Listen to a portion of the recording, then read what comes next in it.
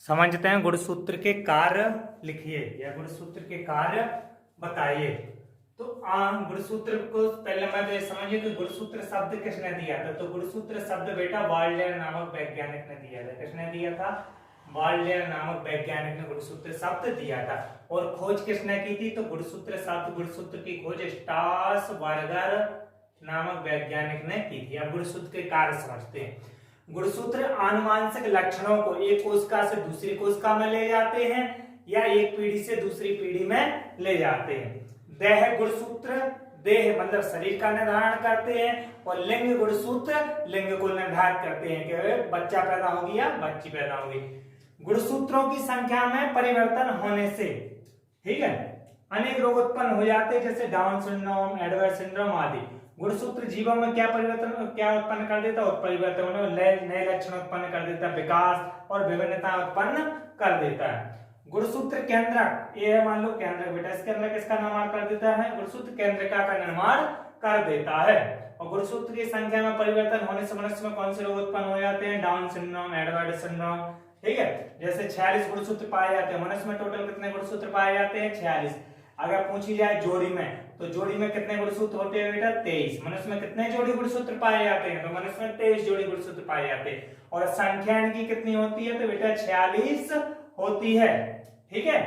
Clear है? तो एक बार और समझते हैं। गुणसूत्र आनुवंशिक लक्षणों को एक कोशिका से दूसरी कोशिका में ले जाते हैं या एक पीढ़ी से दूसरी पीढ़ी में ले जाते हैं, पिताजी से पुत्र में ले आते हैं, ठीक है। देह गुणसूत्र देह का निर्धारण करते हैं, देह मतलब शरीर का। और लिंग गुणसूत्र किसका निर्धारण करते हैं? लिंग का। जैसे लिंग गुणसूत्र क्या होते हैं? एक्स और वाई। एक्स गुणसूत्र किसमें पाए जाते हैं? मादा में मतलब महिला में। और बेटा एक्स वाई गुणसूत्र किसमें पाए जाते हैं? नर में मतलब पुरुष में। क्लियर है? अगर एक्स गुणसूत्र है तो इससे उत्पन्न होने वाली संतान क्या होगी? पुत्री। और एक्स वाई गुणसूत्र है तो इससे उत्पन्न होने वाली संतान क्या होगी बेटा? पुत्र, ठीक है। तो लिंग गुणसूत्र किसका निर्धारण करते हैं? लिंग का मतलब लड़का है या लड़की। गुणसूत्र जीवों में उत्परिवर्तन, विकास और विभिन्नता उत्पन्न कर देते हैं। एक जो है 23 जोड़ी गुणसूत्र माता जी के, 23 जोड़ी गुणसूत्र पिताजी के, मतलब 46 गुणसूत्र माता के हैं टोटल और 46 गुणसूत्र किसके हैं? पिताजी के। 46 में से 23 गुणसूत्र आ गए एक गुणक में, 23 गुणसूत्र आ गए दूसरे गुणक में। अब इसकी जो संतान है इसमें 23 माता जी के गुणसूत्र आ गए और 23 किसके गुणसूत्र आ गए? पिताजी के, ठीक है। क्लियर? तो ये ना तो पूरी तरीके से माताजी पर जाएगी ये संतान और ना पूरी तरीके से पिताजी पर, दोनों से मिलकर बनी है, दोनों के लक्षणों से। क्लियर है? गुणसूत्र केंद्रक के अंदर किसका निर्माण कर देता है? ये बेटा है केंद्रक। ये क्या है? केंद्रक। इसके अंदर जो गोलाकार संरचना है इसको क्या बोलते हैं? केंद्रका। तो गुणसूत्र केंद्रक के अंदर केंद्रिका का निर्माण कर देता है। गुणसूत्र की संख्या में परिवर्तन होने से 46 की जगह 47 हो जाए तब भी कौन से रोग उत्पन्न हो जाते हैं? सिंड्रोम रोग उत्पन्न हो जाते हैं। और 46 की जगह 45 हो गया तब भी कौन से रोग उत्पन्न हो जाते हैं बेटा? सिंड्रोम रोग उत्पन्न हो जाते हैं। क्लियर है?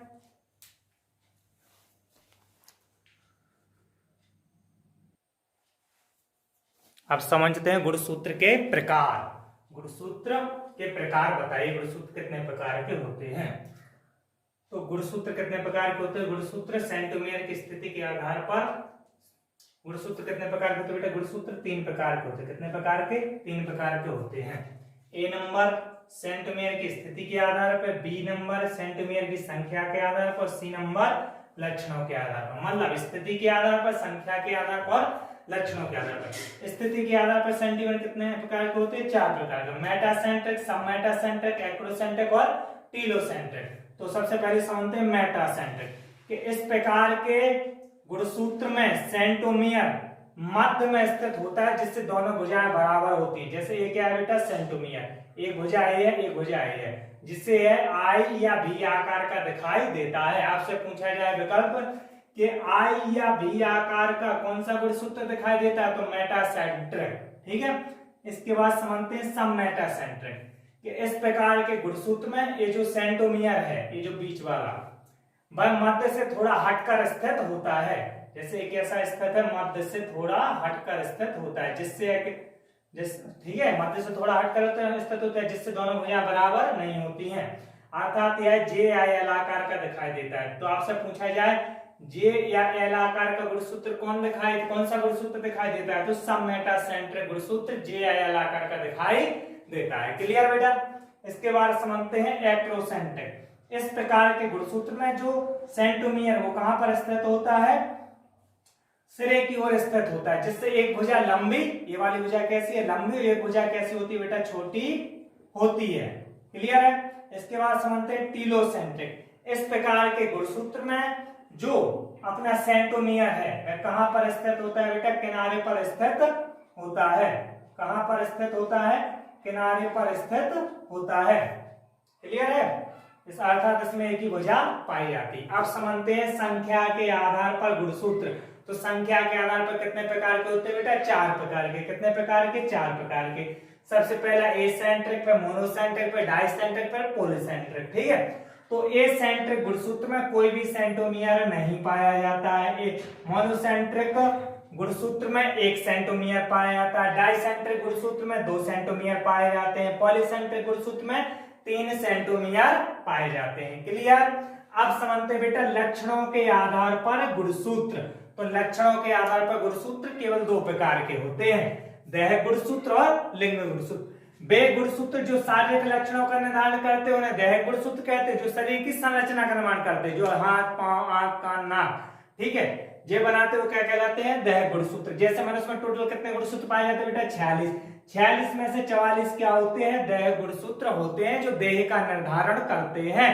ठीक है, देह मतलब शरीर। सेकंड समझते हैं कौन से गुणसूत्र होते हैं, लिंग गुणसूत्र। वे गुणसूत्र जो लिंग का निर्धारण करते हैं कि बच्चा है या बच्ची, उससे ये पता चलता है। ठीक है, तो उन्हें क्या कहते हैं, लिंग गुणसूत्र कहते हैं। वे गुणसूत्र जो लिंग का निर्धारण करते हैं उन्हें लिंग गुणसूत्र कहते हैं। मादा में XX के रूप में पाए जाते हैं, जबकि नर यानी पुरुष में यह XY के रूप में पाए जाते हैं। अब जैसे मनुष्य में 46 गुणसूत्र हो गए, 46 में से बेटा 44 कौन से हो, दैहिक गुणसूत्र। कौन से होते हैं, दैहिक। आप कितने बच्चे, 2 कौन से होते हैं बेटा, लिंग गुणसूत्र होते हैं। और जो कि मादा में XX के रूप में पाए जाते हैं, जबकि नर में XY के रूप में पाए जाते हैं। ठीक है, आपसे एक विकल्प पूछा जा सकता है कि मनुष्य में लिंग निर्धारण के लिए कौन सा गुणसूत्र जिम्मेदार होता है, तो लिंग निर्धारण के लिए वायु गुणसूत्र जिम्मेदार होता है।